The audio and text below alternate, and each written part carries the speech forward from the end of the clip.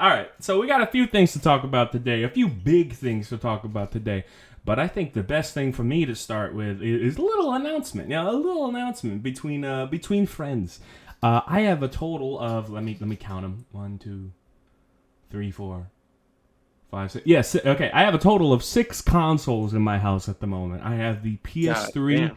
that I recently bought for $80 with controllers and hopefully old accounts. Mm-hmm. I bought the Xbox 360. Como se dice, again for my father, but I already have an old one, so it's fine. So I have Yeah. the Xbox 360. I have the PS4 and the Xbox One with an extensive library. Oh, I'm so proud of it. I have the PS2, which is my first ever console, and I have the Wii, which I only have a few games for that, but I definitely want to buy more. I mean, the Wii is the Wii. It's eternal. It will never die. Yeah. you know? But, and this is something I haven't told you yet, Squito. I have recently made a purchase for a PS5, my official Fuck 7th console. yeah. Yes! Hell yeah. So, the thing is, I have recently bought the PS5, and I'm doing it in the payments and installments, so don't worry. It hasn't broken the bank. But there's also another thing I want to add to that. I got it off of eBay. I got a 1 terabyte Spider-Man 2 combo. So that's fucking sick. Oh, hell yeah. It's also the disc version, so I can put disc in. Good. Yeah. And last but not least, the lowest price I could find it was around $400, and it was going, and the usual price was around $500 to $600. But I got lucky, and I found one retailer who was selling it for, drum roll, $222 God damn. for a PS5 with Spider-Man 2 with a terabyte of storage, and it's the disc version. So, hey, don't tell me I ain't a good Hey. shopper. Don't tell me I ain't a good shopper. All right, let's go. That's crazy though. 200. Yeah, for a fucking PS5 is a steal. I saw it before at $275, and I put it on my watch list. It's like, oh, I don't really have the money yet, but I'll pull the trigger later. And literally 30 minutes later, it was gone. So it's like, fuck, I'm never missing out on that again. And then here we go, $50 less. Bam, took that shit, boom, boom, easy. Fucking 1,000 gigabytes. Spider-Man 2. I got my new TV with the HDR enabled, motherfucker. Oh yeah. Oh, Hell yeah. man. And I bought Spider-Man Miles Morales for the PS4 real quick. Just, cheap. Now that I have Spider-Man 2, I got to play Miles Morales. And I think it was $12 for Miles Morales makes a lot of sense. Not 60, Yeah. $12 makes a lot of sense. That's it. 12 is definitely a lot more reasonable for Miles Morales, I think. Because it's just shorter. You know what I mean? It's not as big as Spider-Man 1. It doesn't really justify as a sequel, but more as an expansion. From what I hear, I haven't played it, so it's gonna be fun. I can't wait. Yeah. With that being said, I have one question for you. For PS5, what do you suggest? I'm getting God of War Ragnarok off top. Besides that, what do you suggest? I'm gonna have to look at my game library. You just kind of sprung this on me. Oh yeah, no, it was a surprise. I wanted a genuine reaction. We don't fake shit over here, ladies and gentlemen. Yeah, that's it. I gotta think of like a good a PS5 game. Yeah, like PS5. Like, hell, if there's an exclusive, I would appreciate it. But hey, I'll let you think about that. I'm gonna just rant about Spider-Man for a minute.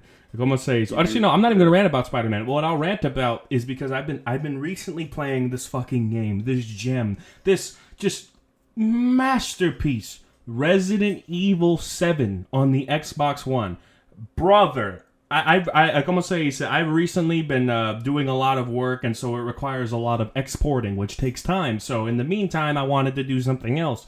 And so what I did is I go on the couch and I look through my old library, and I'm looking. It's like, you know what? Resident Evil 7 was probably one of the best horror games that I've ever played. It's up there with Alien Isolation. And Alien Isolation is my favorite of all time. So I was playing Resident Evil 7, and brother, with HDR enabled on my TV, because my old flat screen was made in like fucking 2012, So I was playing on the HDR flat screen, and brother, it's so fucking beautiful. It's still worth full price today, as far as I'm concerned. I mean, I only paid like $20, but it's still worth. I would pay retail price, no problem, for that game. How beautiful, how amazing, how fucking scary and rich that game is. I think it's contender for best Resident Evil game of all time. I mean, it's definitely top 2. hands down. You know, maybe top 3. It depends on your perspective, but if you, I can't believe there were people who hated the game who said, "Oh my god, my characters aren't here. Where's the established lore?" Let me tell you something, okay? Resident Evil was dying. Look at Resident Evil 6. Okay, Resident Evil 7 comes around, saves the franchise, and you're complaining? Fuck out of here. That's all I have to say about that. All right. Come on, give me something. What do you think as a suggestion? Returnal. I was looking through PS5 exclusive. It's on PC as well, but I would recommend it on PS5 because it's one of those games that gets to a point where there's just so much shit happening on screen.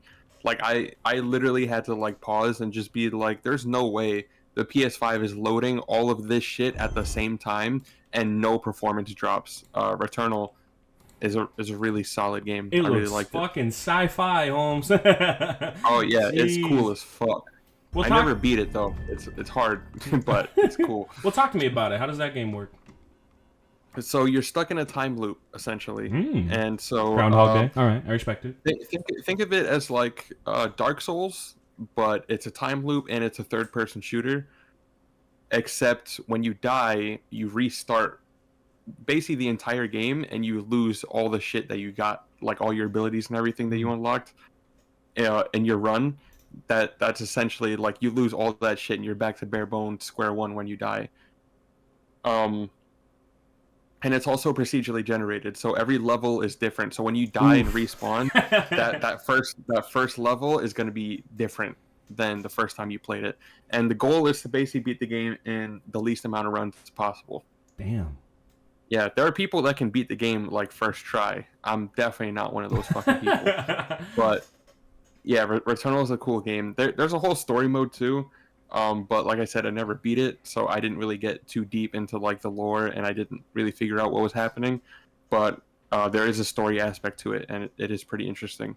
Sounds like the kind of game that I would lose my sanity to. In other words, great content. Yeah. yeah, exactly.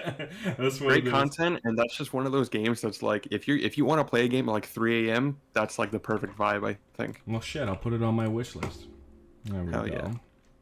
Why do you prefer it on the? Oh, you prefer it on the PS5 because of how fucking crazy it was, how everything just loaded in, you know? Yeah, but that's just a skill issue because like my PC is not the strongest. Yeah, like I'm sure there are people that have PCs like way stronger than the PS5, so they can run Returnal no problem. Well, I'll tell you what, I'll compare prices because right now it's full price, but when it goes on sale, I'll compare prices and see what happens. Yeah, you do that. All right. Any other suggestions? Not really any standouts that I found. You know, you already said God of War Ragnarok. Yeah. There are a lot of the PS5 exclusives that I have are basically just like remakes or remasters from the PS4. So it's like Ghost of Tsushima looks great on the PS5, but I played it on the PS4, so I haven't like replayed it yet. That's it. How long is the PS5? How long has the PS5 been out? Just want to point that out. Since 2020. It's been 4 years. Yep. What's up, y'all? Come on now. What's happening with my gaming industry? Come on now. Yeah. Make a few more classics.